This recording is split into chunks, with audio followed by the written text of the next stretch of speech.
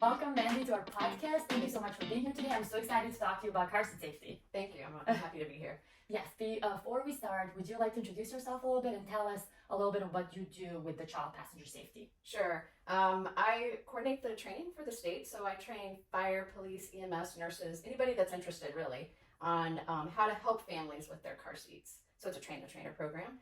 And then I also help families myself, so we'll go around the state and help families at car seat events as well. Yes, and that's how I met you. Yes. I was in one of your recertifications for the technician program. Right, correct. So, yes. It's good to see you again. Yes, you do.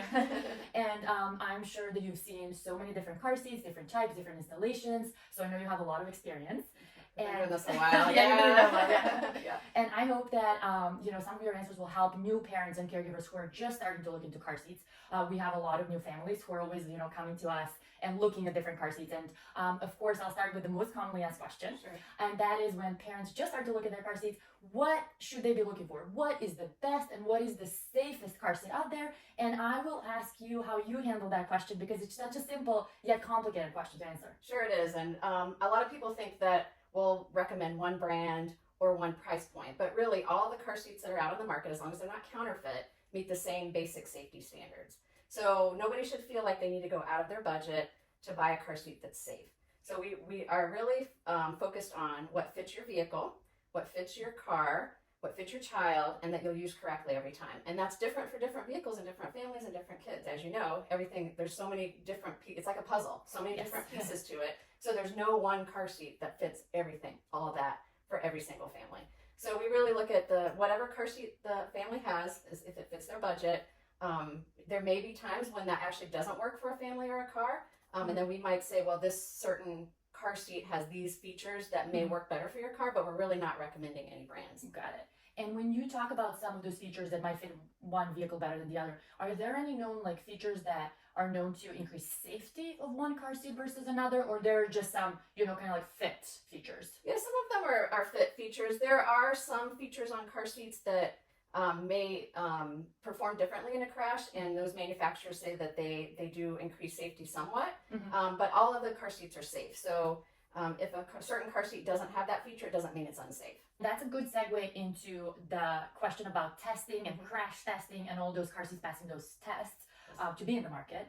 And can you tell us a little bit about crash testing, how that works, and what are some of those tests that these car seats must pass? Right. So the national standard right now, the federal standard, is that they need to pass a 30-mile-an-hour sled test. It's a frontal test. It is changing, so that there will be standards on side impact testing soon. Right now there's not. So manufacturers can go beyond that, and many of them do.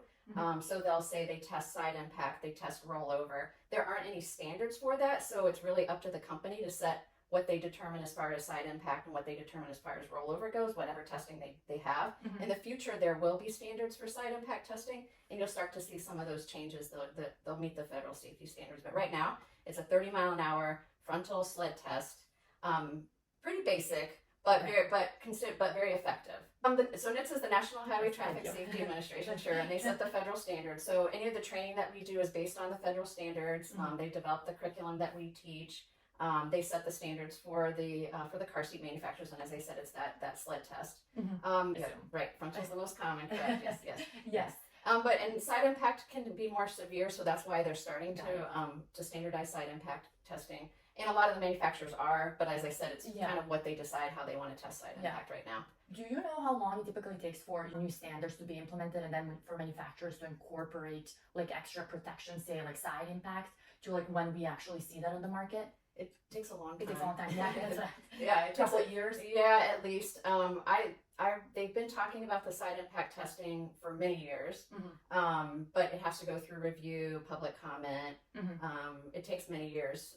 So that's why I think you'll see ahead of time that car seat manufacturers start doing their own testing before a standard becomes available. There's so many types out there. Like I mentioned, there's an infant-only car seat. That's that bucket-shaped piece that goes into a base that stays in the car. And then there's multi-mode car seats that go rear-facing. They can actually start from infancy and go all the way up. Is there anything from your point of view, if somebody asked you which type to get in terms of safety, is one better than the other? Should parents go through different stages? Should they get one that takes them throughout the whole stage? Is there any thoughts that you have on that? I would say as far as safety goes, they're all pretty much the same. We do find sometimes that the rear-facing only stage, the bucket stage, fits the little babies better as far as height and weight, especially if you have a really small baby. Many of the all-in-ones and the convertible car seats don't have a lower weight limit. They start at 5 pounds. And some of the harnesses are a little higher.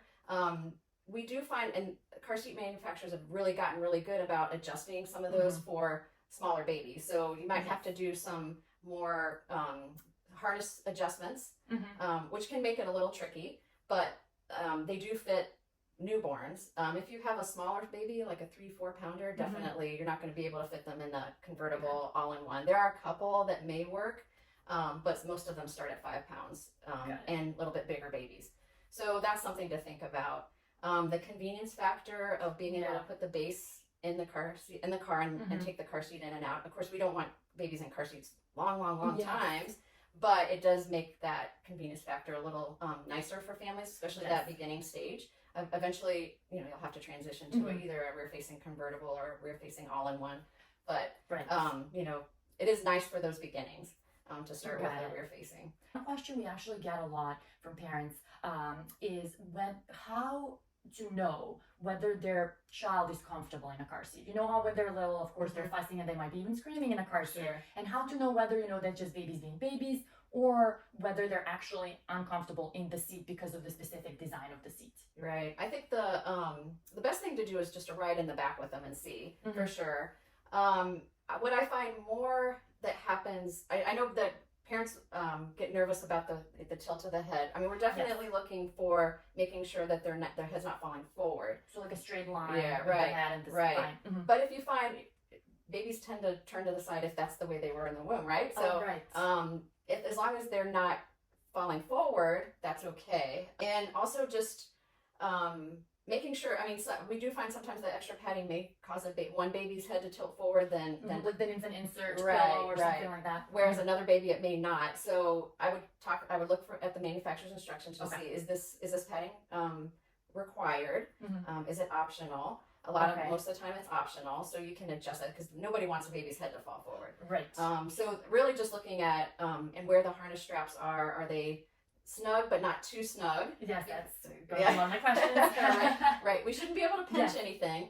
We don't want little indentations in their shoulders. We want it to be snug, but we also don't want, I think most people tend to go less snug, but there are some people get nervous and they maybe snug it up a little too much. So we're definitely looking to make sure we can't pinch anything. Extra slack vertically at the shoulder. Vertically at the shoulders, right. No longer finger underneath. Because that depending on the person, can be too much slack. Yes, of course. Right.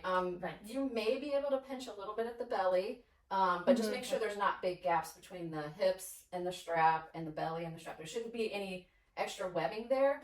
It may be a little bit, like a little bit of pinch at the belly, as long as it's not at the shoulders. At the shoulder, because the first thing the child hits in a crash is the straps. So we want to make sure that they hit those straps as soon as possible. So they're coming up to meet the straps wherever they are. So at or below shoulder level for rear facing, snug, and making sure that that's the way that it goes. So what I find more often happens is as kids get older, especially if they have an all-in-one car seat, a car seat that goes from a very small weight, like 5 pounds, all the way up to 65 pounds.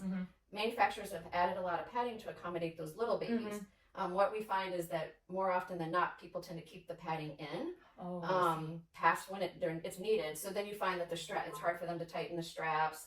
It makes things a little more uncomfortable. So really looking at the directions, looking at the website, seeing what you can take out and what you need to leave in, basically.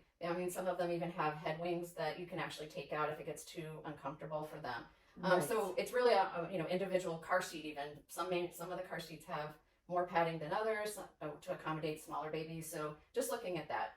We often tend to see kids that are getting closer to a year still with the little infant inserts in there. We've seen that too. And just people would sometimes come in like, oh no, I can't even tighten my straps enough, and that's why. Yep, exactly. And it's easy to miss, honestly, because you bought it, it came that way. Right, exactly. And you just think, you're strapping them how you were taught. Right, exactly. People say this is supposed to last for a long time, but it's not. I've outgrown it. The baby's outgrown it. It's like, no, we can adjust this, right? Yes. And there's also on the straps can be different ways to adjust it, also to make the straps longer. So it may start with different hoops in the back where it's connected for smaller babies, and then you can adjust those to make the straps longer. Yes. So Different hoops at the bottom. thank you. Yeah. So I guess we should just go quickly over proper buckling. Okay. If you wouldn't mind explaining, because Sure. we already touched upon the straps being at or slightly below the shoulders for rear facing. But what are some of the steps to follow, regardless of like the brand or the car seat? You know, when you're using a 5-point harness. Right. Okay. So definitely, I would say every time you take your child in and out, make sure that the straps are loose. So if you're putting the child in, make them loose, because if they're tight, it's going to be hard to get the baby in and hard to get the baby out. Just don't be afraid to loosen those harnesses to get the babies out or to put them in. Then you buckle over the shoulders. The hip straps, the center buckle comes between the legs, and the hip straps go over the hips, and buckle into that center strap. Yes. And then you would tighten the chest clip or clip the chest clip. I would say don't put it up just yet. You can tighten the straps first and then move that into position where you need to be. And it's just a little bit of a, tighten, adjust, tighten, and adjust. Yes. If you tighten the straps too tight and then you try to move the chest clip up, then your fingers kind of might slide off. So, right. It's going to be yeah. So a little bit of a tighten and adjust till you get that chest clip right at chest level. We say armpit level. Yes. And then again, we're checking the straps right at the shoulders or below. And some manufacturers are actually saying below, not at. So it's really individual again.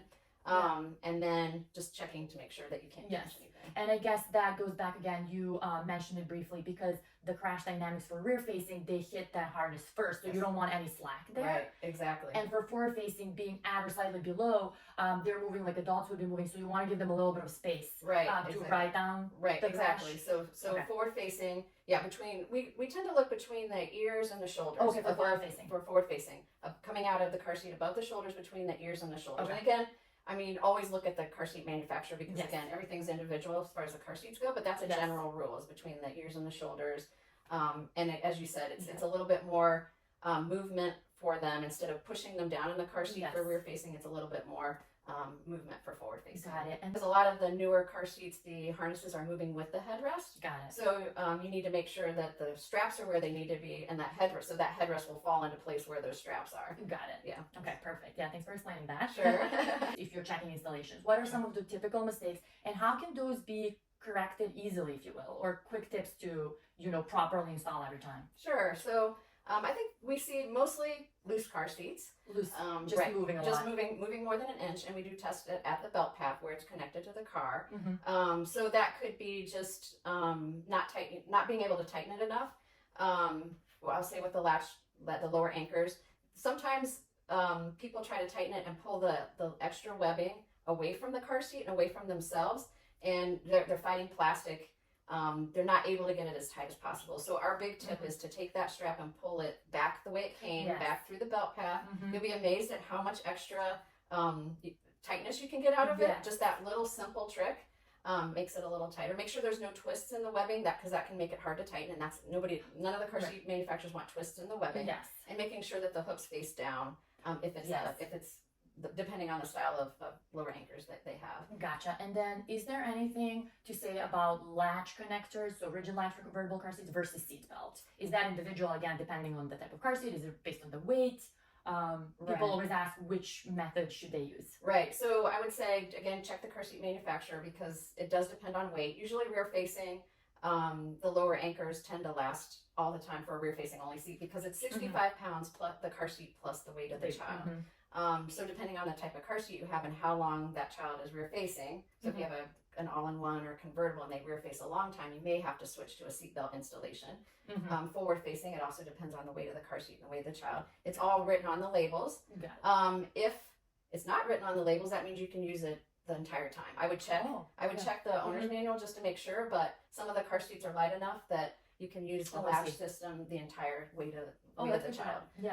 Depending. So, for example, if you have a car seat that goes to 50 pounds with the harness and the car seat weighs 13 pounds, then you're able to use the latch system the entire time. There are a few that are like that. Yeah, definitely. And is the latch, the 65-pound latch limitation, is that the little connectors in your car? Or the actual rigid latches connectors on the car seat, or combined? So is every car, I guess, standard with that 65 limit? For the most part, I would check the manual for your vehicle. For the vehicle. Most of the vehicles are saying to follow whatever the car seat manufacturer says. Okay. And in general, the car seat manufacturers are saying 65 pounds, the weight of the child and weight of the car seat. There are some cars, especially older cars that when the latch system first came out that will say 40 pounds, and then Yes. and say they'll say a 40 pounds. So you kind of have to gauge, is that a 40-pound child or I see. that type of thing. So you're never wrong to install it with the seatbelt if you can get a good installation. So if you're concerned about meeting that weight, height limit, whatever, based on what the vehicle says, or based on if you're a little unclear as far as what the car seat guidance is, you can try it with the seatbelt. Seatbelts hold the car seat for the entire time. Yes. So installing it with the seatbelt. Yes. We do, and that happens quite a bit because another thing that is important to know is that a lot of vehicles don't allow the lower anchors to be installed in the middle of their back seat. So Yes. only the sides. There are some manufacturers that do. So it's something you have to look in the vehicle owner's manual and the car seat manual to see, do they allow it? Is it standard? Is it called not standard but allowed? Okay.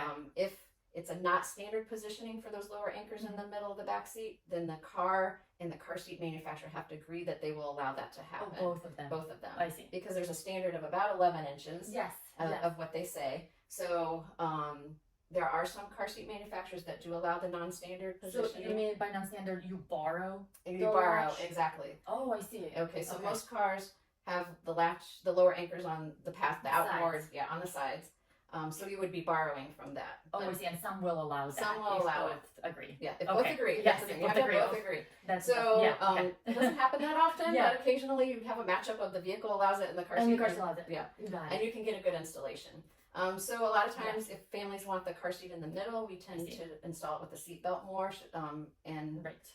that's perfectly fine as long as we can get a good installation. Good installed meaning tight so that it doesn't move more than an inch at the belt path. Correct. Right. So Okay. it doesn't move more than an inch at the belt path. We're also looking at the length of the seat of the vehicle to make sure that the car seat base or footprint is within the parameters that they want. So in general, it's about 80% of the car seat footprint on the seat of the vehicle.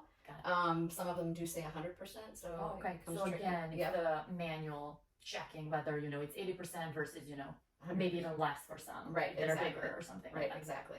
Got it. So a lot of times, honestly, it can be difficult to get the car seat to fit in the middle back seat Yeah.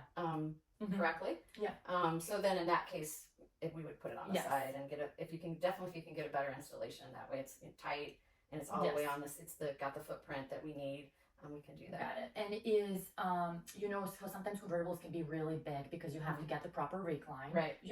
And usually we find with the car seats that we work with, you have to leave space between the back of the car seat and the seat in front. And that might inconvenience the people sitting in front, of course. Right. Do you find that there are some car seats that might allow touching? And it just, again, depends on the manufacturer, depends on the vehicle. Yes. Yes. In fact, there's a few will allow touching. And there is a manufacturer that recently said that they want their car seats to touch the back of the front seat if at all possible. That they want it to touch. Right. So as long as the vehicle manufacturer allows it, they actually want the car seat to touch the back of the front seat. So the part of the reason that there's so much training on this is because things change all the time. Right. And that's a guidance that's evolving. In the past we would say definitely, car seats can't touch, but that's a guidance that's evolving. So we're always checking the car seat manufacturers' websites. They do updates for us. We're always checking the manual. So even if you come to see a child passenger safety technician, we'll probably check the manual just to make sure that the guidance is good.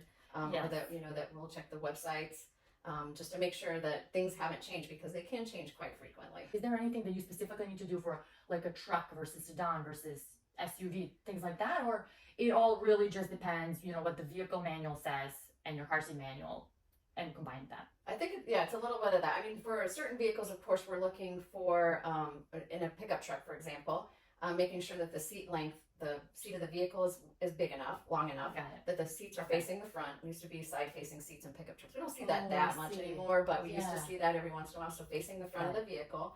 For forward-facing, the tether anchor location in pickup trucks is unusual. And it tends to be a little different way that the tether needs to be anchored. So that's something that we're looking for. Sometimes it's hidden behind the seat, so we have to pull the seat forward. Sometimes there's loops on the back of the window, and we have to thread the top tether through the loop behind the car seat and then attach it to the middle. And those are things that a lot of you wouldn't realize that, right, unless you were really looking in the manual or things like that.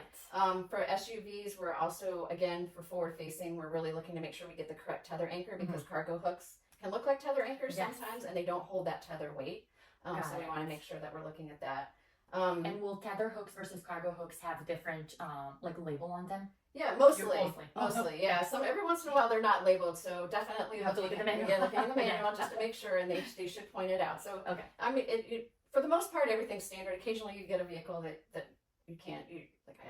I don't know. Nothing's obvious here, so let's see Got what it. we You can. have to check. Yeah. The positioning of the car seat, whether middle is the safest position to put the car seat in because it's furthest from both sides. Right. So it is furthest from any point of contact. Mm-hmm. I remember hearing a talk by an engineer who said, well, really, you just want to be wherever's furthest from impact anyway. So Mm-hmm. there's the middle. If you can get it in the middle, that's great.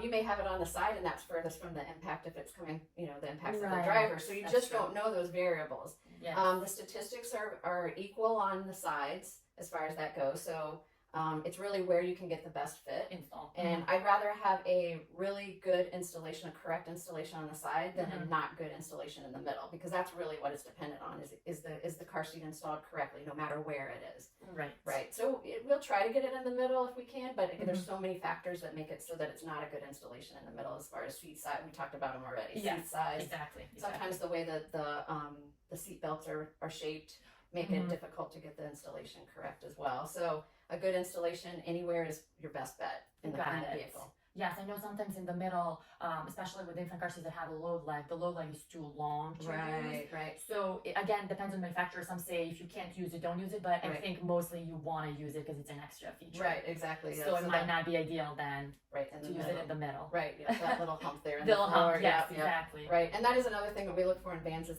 those cargo little stow and go parts that you can't use the load leg with those most of the time as well, because Got it. yeah, so as long as they're not going against manufacturer's instructions or breaking the law, it's up to the family. So if somebody really wants it in the middle and says I don't care about the load leg, then that's fine. We'll discuss the options. So we educate. Yes. We don't say this is absolutely the way it has to be. Everybody's got to live their life. I would rather work with a family to have an installation that maybe they're not using the load leg, but they're comfortable with it and it doesn't go against manufacturer's instructions. It doesn't break the law, and that's what they want. I would rather do that and help the family with that than to say no, you have to do this, and then they're stuck with something that they don't feel comfortable with or don't want to use, or it inconveniences them. But it's it's theirs. We have basically a kind of a rubric of there's good, better, and best is what we call it. So best practice is the absolute gold standard.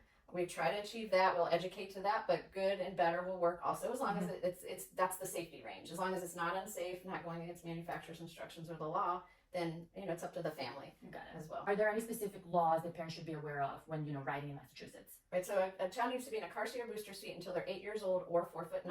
Okay. So 4'9" is the safety recommendation. There right now are no requirements other than following manufacturer's instructions as far as rear facing goes. So in some states, in some states. Connecticut, for example, there is a law that requires kids to stay rear facing to a certain age and height. I'm sorry, and weight. And then they also have some stipulations for forward facing as well. In Massachusetts, we don't have any of that right now. So as long as they're following car seat manufacturer's instructions, they can go forward facing at whatever time, which all car seat manufacturers have a certain weight and height limit. The minimum is 1 year and 20 pounds. Some car seat manufacturers require the kids to stay rear facing longer. As long as you're following the car seat manufacturer's instructions right now, there's nothing in the law that says they have to be forward facing. That's good to know, because I think somewhere, maybe it was a blog a while ago that I read, I kind of understood that 1 in 20 was the Massachusetts law, but that's the federal standard. The federal standard. So all car seats, there's no car seat that I'm aware of that allows a child to face the front below the age of 1 and 20 pounds together. So it's together. So if you have a 13-month-old that weighs 18 pounds, they still need to face the back. If you have a 1-year-old that weighs 30 pounds, they still need to face the back. You might need to find a car seat that allows it, we'll work within that. But that's the law. I mean, that's the federal standard. So it's not just a Massachusetts law, it's a federal standard. So when you look at the car seats, that's the minimum. So that's that good that we talk about. When we talk about good, better, best, that's the good. That's following manufacturer's instructions. Now, but you do need to look, because there are manufacturers that won't allow their car seats to face the front until the child's 2, for example, or a certain height range or Right. certain weight range. So that's a good segue into my next question, which is always a big question, transitioning kids from one stage to another. So from an infant car seat to, convertible, and then from rear facing to forward facing, and later on to a booster. So Sure. what are your kind of like tips and guidance around that when you're educating parents? Right. So we're really looking. So what's the maximum height and weight for the car seat? For the rear facing only to the convertible stage, it's really where you're comfortable with. We're also obviously if the child's within the height and weight range of the rear facing only, the bucket seat, they can stay in there as long as the manufacturer allows. We do Okay. also look to make sure that the head isn't within an inch of the top of the shell. That's a general recommendation. Most car seat manufacturers want that head contained. And for you have an inch clearance from like when the headrest is at its highest. Right. It depends on the car Okay. seat. Yeah, Okay. it depends on the car seat. Some of them will take the headrest into account and some of them won't. Oh, So I see. it just depends. So that's a general guidance. So fitting within that rear facing, whatever the height and weight is. A lot of people worry about the legs. Yes, that was one of my you know, questions. right? Yep. Is what we're told, as long as they fit within the height and weight range, as long as their legs, it's fine. So Coming off the bucket, dangling essentially. dangling, or going, putting up the seat or crisscrossing is fine. It's fine. Okay. Yeah, right. So I think a lot of people, like you said, so 35 pounds in a rear facing only car seat is a big kid. So most people tend to transition out of that car seat earlier than what the manufacturer maximums are, which is fine. You can move to a convertible car seat rear facing at any time that you feel comfortable with it. And then we really do like for kids to stay in that maximum rear facing in a convertible or an all-in-one as long as they can. So rear facing as long as possible. As long as possible. It's just it's safest for everybody. That's really the car seat does so much of the work in that crash. Whereas when they're forward facing, as we talked about, they're moving a little bit more. Yes. Their head's moving quite a bit more. Right. And that's acceptable within the crash dynamics. It's just they take so much more of the impact forward Rather facing. than the shell. The shell taking does, all of that right, impact. Right. when The they're shell rear does a lot of the work. Yes. So Yeah. So rear facing to the maximums if you can. Yes. There's no real age on it anymore. So we're not saying 2 years old. We're not saying 3 years old. It really depends on the height and weight of the child. Okay. As long as you can. And just making sure that the car seat allows. When you decide to turn your child forward facing, making sure that the car seat allows it. So looking to see what's the minimum age, what's the minimum height and weight to turn that child forward facing. Got it. And it does vary per car seat. Got it. And then once they're forward facing and getting to the age to maybe transition to a booster, what is the recommendation there? What is the best practice? Right. So again, it's try to go to the height and weight limit of the harnesses that you have in the car seat. So a lot of them are 65 pounds now. We definitely look at other things. For example, if they're in the highest harness height of the car seat, we want to make sure that that's still above the shoulders or right at or above the shoulders. So if they're really tall, they're in the highest slot, and the straps are starting to come below the shoulders, then it's probably time to transition either to another car seat that has a higher height and weight limit or to a booster seat. And that's again a discussion that we would have. There are a lot of booster seats where the minimum age is 4 to use and 40 pounds. So looking at that, each step. So rear facing is the safest. Forward facing is still very protective. But once you get into the booster seat, they're using the seatbelt as an adult, which is still protective, but you're losing some of that protection as you go on. Protection. Yeah, right. If you think about it, Right, rear facing, the car seat does a lot of work. Right. Forward facing, they have the 5-point harness like race car drivers have, basically. Booster seat, they're using the seatbelt like an adult, which again, as we said, is very protective, but not as protective as the other two stages. So just, I would say, don't be in a hurry to transition your child to each stage. It's maturity too. Definitely. Right, because you don't want them like bending to grab the toy and leaning to like put you in the shoulder. Right, yeah, definitely. And all of that. Yeah, that's one thing that we'll look at is can they sit that way the entire ride? So what is their, as you said, what is their maturity level? What is their developmental level? Is this something that's gonna, are they gonna unbuckle it? One thing that happens with kids in booster seats a lot is that they'll put their head on the window, which there are side airbags that can, they're called curtain airbags that can come down on the window. So we definitely don't want that. If you find that you have a child that tries to nap like that, maybe it's better to be in the harness seat with the wings, or you could try a high back booster seat if they haven't outgrown that as well. So just some of the other things to think about. It's tricky because as kids get older, they don't want to be in their baby seat anymore. They don't want to be. They don't want to be right. They're ready. They're big. I'm big. I want to be like an adult. And it is probably our most challenging stage to keep kids in that in the safety. Would you say that a good recommendation would be when transitioning from a convertible to go to like something that has a back support, and then maybe later on take off the backing? Yeah, I think that's a good step. Yeah, definitely. I think having that extra back it's similar to a car seat in that it has the head wings Mhm. so that if they still nap, it's or if they can lean a little bit more. It tends to position the shoulder belt really well. Right, they usually have the little positioner. Right, they have the hook. Mhm. It's a good next step, I believe. Yes. Yeah. Okay. And then as they'll definitely, once they outgrow that part, then the backless booster is a fine next step. And people do ask, is the backless booster safe? And it's safe. It's really just positioning the seatbelt. So Got it. it's that's a good next step before they transition to their Mhm. seatbelt themselves. Traveling with car seats. Mhm. Do you have like any tips there? Can parents, we know that now all those infant bucket seats can be installed without the base. Right. If you properly follow the guidelines, most Mhm. likely, the lap are going across, the shoulder going around. Mm-hmm. Should parents still maybe like bring the base, would you say? Or, if they have their big convertible car seat, Right. should they really lug that, or should they just get like a tiny cheap one when they get somewhere? Right. Do you have any tips on that? I think it's up to the family, definitely. Yeah. If you think you're able to get another car seat when you're there, it is hard to lug. There is always the question about if you have to gate check it, or Yes. of course the FAA recommends putting kids in car seats on the plane. Mhm. That's a whole different thing. So Yeah. it's really unless they're in a booster seat, most car seats will go on a plane, and the FAA recommends however you transport your child in the car, you should transport them on the plane. So I think it's just a matter of assessing the whole situation. Okay. Sort of thought that FAA is just kind of like certification that, this car seat could go on there. I did not actually know that it's recommended that you take it on a plane, because that usually means you have to get another seat, correct? Right, that's To correct. put that seat in Right, there. right. And I've heard one instance of a customer who came in and said that they actually brought their convertible, and the baby was rear facing, but they had to turn it forward facing on a plane. Could potentially happen with space. Yeah, Right. It's a tight squeeze there for sure. So it's just one of those areas where there's no one simple answer. I mean, we Yeah. can recommend, and the FAA recommends travel, but you call the airline, you The can call the airlines. car seat manufacturer, Oh, see I what see. they recommend as well. I think it's great. Believe that I'm not sure all, but I'm pretty Yeah. sure all of the car seat manufacturers have child passenger safety technicians in their customer service Oh, I line. see. Mhm. So you'll have people that have taken the standardized curriculum that can provide you with information on any question that you might come Got up it. with, like airlines. It's a good resource to lean on, Got it. and we do as Yeah, well. If there's exactly. anything that I have a question You about, call the I call the manufacturer. manufacturer. Yeah, you're like, they, Yeah, it. exactly right. So exactly. yeah, got it. Always defer back to them. Yes, So I definitely. guess that's going to be the answer to my next question too, which is briefly mentioning about say car seat getting damaged and just like throwing it as cargo, or God forbid in an accident. Sure.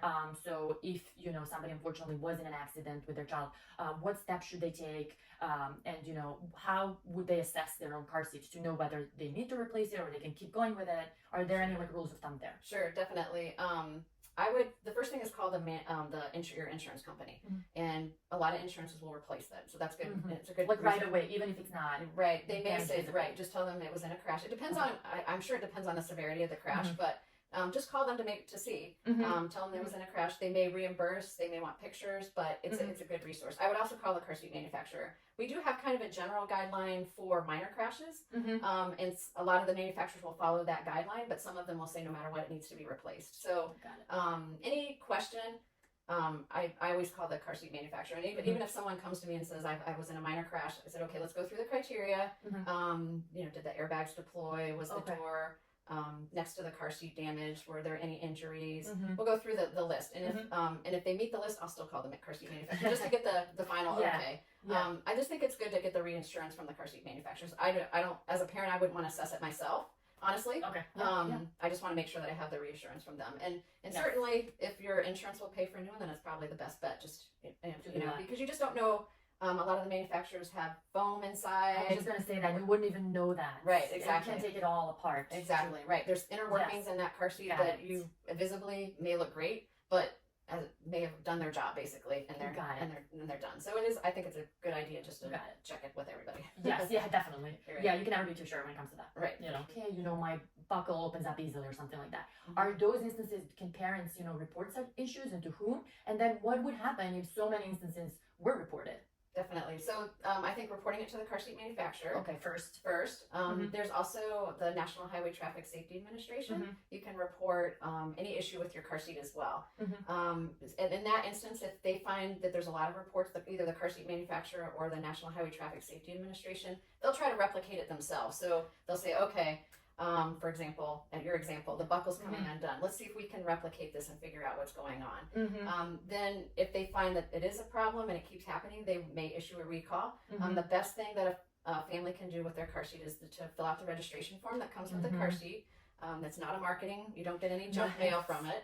All of them have the postage paid postcard, or you can go online to the manufacturer or NHTSA and register it that way. That's the best way for you to get information if it's been recalled. So if a lot of instances keep coming up with a certain thing, or it's missing a label, or whatever the issue might be, you'll get contacted with the remedy. Okay. So that's the best way. Okay. If for some reason you don't get contacted, say you filled it out, you moved later, so you don't get the contact, you can call the manufacturer, let them know. They'll ask for the model name, the model number, and date of manufacturer, and then they'll send you the remedy right away. So when, as child passenger safety technicians, when someone comes to see us, the first thing we do, is check to see if there's any recalls, any open recalls. Yes, I remember that. Yeah, yes, yes. check for that all the time. And you can check yourself on the National Highway. So you go on NHTSA.gov and you can just type in, I mean, you have to go through car seats tab and type in your car seat model or name. Right, and it will come up. It will come up. And the confusing thing for people, what we're looking for is it to meet everything. So you may have a car seat, for example, that was recalled in 2008, but you have a car seat that's made in 2020. Oh, I see. Your car seat's not recalled. They do them in batches, so they'll do a certain amount for a few months. And I think it's because of that, so they'd only have to recall a certain batch. There are certain car seats that recalled all the ones they manufactured, but for the most part, it tends to be a small amount of cars or models, or a small amount of certain batch that they've manufactured. So your car seat name might be on there, but it doesn't mean that your car seat's recalled. So you have to kind of look a little farther. The other confusing thing is that NHTSA doesn't have the entire list. So if there's been no complaints on it, no investigations, or no recalls, that car seat won't show up on the list. Okay. So just make sure you type the name in correctly, like no misspellings. I would check it a couple of times. If it doesn't show up at all, that means there's nothing on there. It's a little bit confusing because you're looking for it not to be there. Right, exactly. That's what you want. Right, you don't want it to be there. You don't want it to be there. Because if it's there, there's at least been a report of an issue, right? Yeah, right. And then maybe even further on, if there's been a report, investigation. And then maybe even a recall. Exactly, right. Okay, so NHTSA can issue a recall based on all these reports. Right. Or they'll contact the manufacturer to explain the situation, and a manufacturer may issue a voluntary recall, in which case any type of recall will show up there. Will show there. Yeah, right. So more commonly you might see a car seat on the list because there's been some complaints. Somebody sent something in, and it could be different complaints. It might not be the same complaint. So you might see that. Got it. And what is sort of the rule for new car seats? So say you're looking for information there when your new car seat, and the car seat's been in the market maybe just a year, and say maybe you've had an issue, but you're not sure whether it's a big issue. Maybe say buckle, it came and done once, but there's nothing on there. It's because the car seat is so new. What should you do? Should you report it there? Or should you, again, I guess, call the manufacturer, do all those steps? Yeah, right. I think it's contact the manufacturer first, see what they say. And if you don't feel like you get any kind of resolution, then I would contact NHTSA, definitely. Got it. And fill out, there's the online form. The online form. Yeah. And in case of a complete recall and, people who are, using that type of car seat, what usually happens? NHTSA recalls it, and then manufacturers, how do you pull off all these car seats from the market? People need to send them somewhere and then get a replacement? It depends on the recall, really. Most recalls just have some kind of fix. So the manufacturer just sends the fix of whatever to the part, a replacement buckle, maybe a replacement lower anchors. Sometimes it's just a sticker. It just really depends. And within the recall, you'll get guidance on what to do in the meantime. So for example, if the recall says you can't install the car seat with the latch system for a child that weighs over a certain point because the webbing is not holding up, then you can install that car seat. It'll say install a car seat with the seatbelt instead. Okay. And when we're looking at guidance, when we're checking car seats with families, we'll look at that as well. So we did have that happen a couple of times where a car seat, it was actually the same day that the car seat came out on recall, and coincidentally the family showed up with it. And we said, okay, this car seat is on the recall list. We let the family know, told them where to contact to get the replacement part. but we installed it the way that the manufacturer recommended, so that whatever was recalled wasn't a problem. So the car seat was still good. Installed the other way, and then we had them contact the manufacturer to get the replacement part. Okay, got it. Luckily, most car seats these days don't get completely recalled where they say do not use. That's there in way in the past. And I said I've been doing this a long time. Yeah. There have been instances where that's the case, but most of the recalls now that's not the case. Got it. Again, like a new car seat. Will that car seat eventually go through like NHTSA or third-party testing just to kind of like confirm what the manufacturers have submitted? To like, oh yes, okay, it's good, it passes. Right. The potential's there. Okay. I can't say for sure that NHTSA goes through and tests Like every every single car seat. But the potential is there for them to do Okay. that. Do you know if they've tested? Like, how do you know which ones they've tested? Do they put that list out there? Not that I know of. Okay. Okay. I don't know of any list. It could be, but I don't know of any Okay. list that's Okay, out got it. there. So yeah, so currently car seat manufacturers test to the standard. They say it meets the standard, and then they put it out on the market. And again, if there's some issues, some questions, NHTSA may test it. What we've heard is they may randomly decide to test car seats. But again, there's no list to say that NHTSA confirmed that I know of. Got it. And there's no rule that says, I mean, that would be a lot of work. That they will go through every single new car seat eventually, right? Right. Okay. Not that I know of. Not that I know of. A lot of work. There's gonna be a lot of work. Yeah. Not that I know of, but it could potentially happen. But I don't know. Some people have questions about hospitals and sort of what is the standard there when you go to deliver a baby. What will the doctors and nurses help you do? Because some people think that they'll help them, buckle properly, like make sure it's installed correctly, all of that. Is that sort of true? Does that depend on the hospital? It really depends on the hospital, definitely. Okay. Now, if your baby's coming out of the NICU or continuing care unit, they do have different standards they have to meet. So they'll do testing of the car seat and making sure that the child's positioned correctly. But if it's a regular delivery, it really depends on the hospital. There are some hospitals that do the whole car seat program and will help you. A lot of hospitals will say, do you have a car seat? And that's Just it. ask. Yeah, just ask. But it just really depends on the hospital. And if you do have a baby that ends up in the NICU or continuing care nursery, they do have, that's more where you will tend to get more guidance on what type of car seat to have because of the dimensions of the straps, the padding that is available. Right, like some might have a better insert, right, or thicker, or even maybe smaller. They might have they call it preemie insert that positions the baby a little bit better to pass the car seat testing. So it does depend on, that's a little bit more where there's a little more guidance, and the trained nurses are working with the families on positioning the baby. Hospitals are not required to provide like this full guidance. No. Okay. Not so far. Right, not so far. I know. That would be a lot of work. Right. I realized. Which again takes me back to that myth, I guess, that every fire station has to, help you with your car seat. Right. That is not true as far as I know. No, not true. Right. There are a lot lot of fire and police that will help you, but they're not required to. Right, and they might not have anybody trained, but they also might. Is that right? It depends, yes. And in Massachusetts, there's a list. You can go to mass.gov/car seats, and it will give you a list of all the programs that are available to get your car seat checked. Okay, so that's a good list for people to go to if they need help with their car seats and installations or anything. Right. And that'll give you the list of the fire and police officers that do any other program. And it's a good idea also to keep an eye out for events, because a lot of the programs will have events, kind of almost like pop-up events. I mean, they advertise. Yeah, like the car seat checks. Yeah, right? car seat checks, right. So you might find an event in your town or close that you can go to. But yes. And where could you find the information on those events? The same mass.gov? They do list some events. Yes, I would contact whatever contact is available.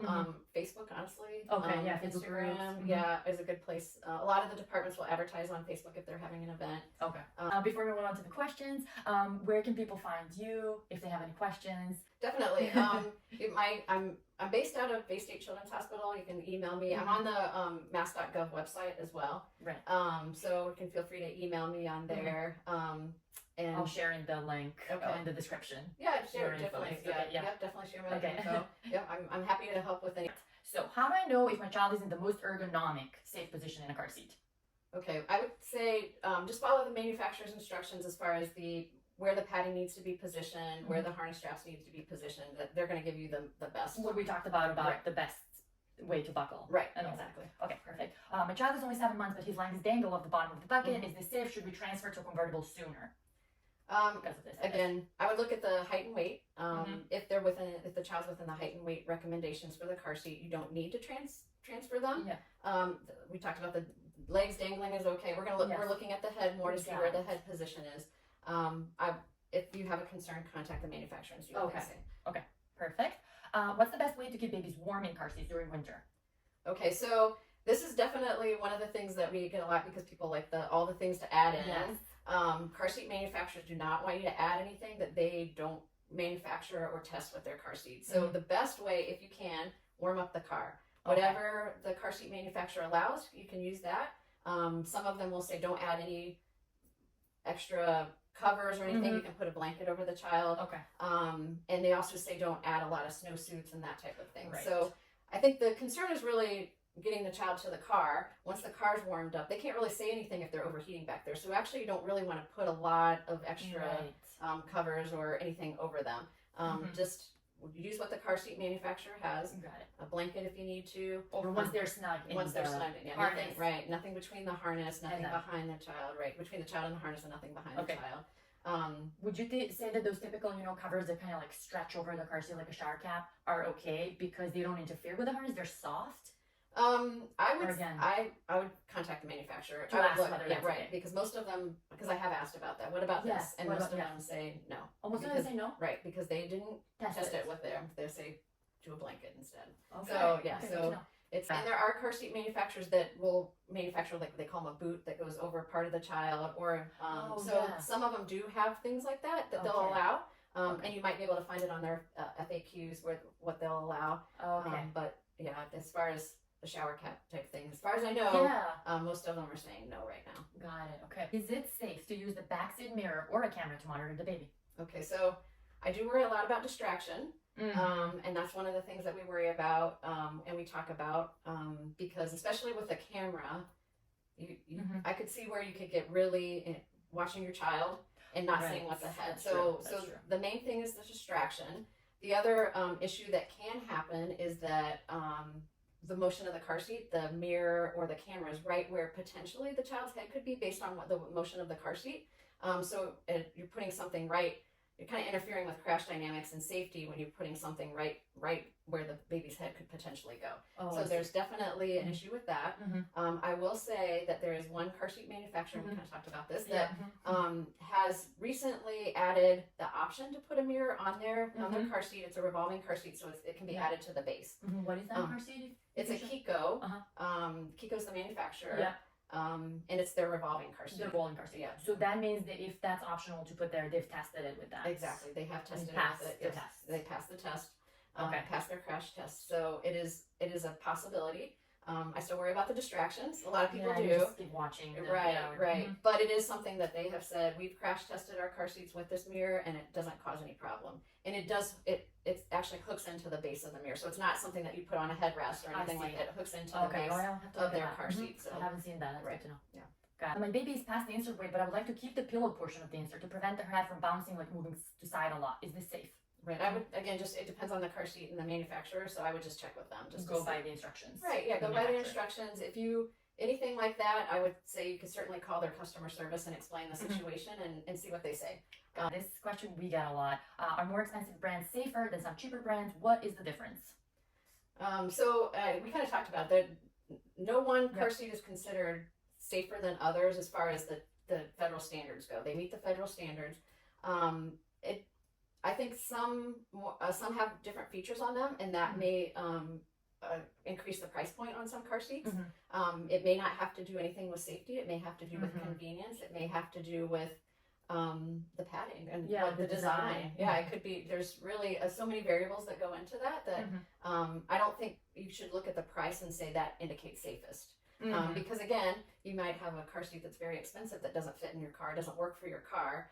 Whereas a lesser expensive one might work and fit really well. So don't feel like you're looking. The price indicates what you need to use. It's don't go beyond your budget. Car seat manufacturers are adding more technology into car seats, like the sensor safe clip, or like an application on your phone that connects to the car seat to help you install it better. Anything about that is going to be regulated, or anything that you're kind of like as an expert in this industry hopeful that it will really be good in advancing safety. Right. I haven't seen any regulations on that. It could be. I mean, definitely, we're all looking for those kids that get forgot. That unfortunately it happens everywhere. Get forgotten in car seats, and ways that manufacturers are using to or doing to kind of alert families is important because it happens to people that you wouldn't think it would happen to. So that's one of the areas where some of this technology is really great, but I haven't heard of any kind of regulations on any of those that are upcoming. There could be, but I just haven't heard it. Yeah, there could be in the future, but I just haven't heard anything. Okay, got it. Yeah, well, thank you so much. Some of the other questions are repeats from what we already talked about, but this is so much information. Okay, thank you for being here, sharing all your thoughts and insights, and I will share your information in the link. Okay, and thank you so much for coming. It was a pleasure chatting with you. It was fun. It was a real pleasure. Thank you. Thanks, Andy. Yeah, thank you. Bye.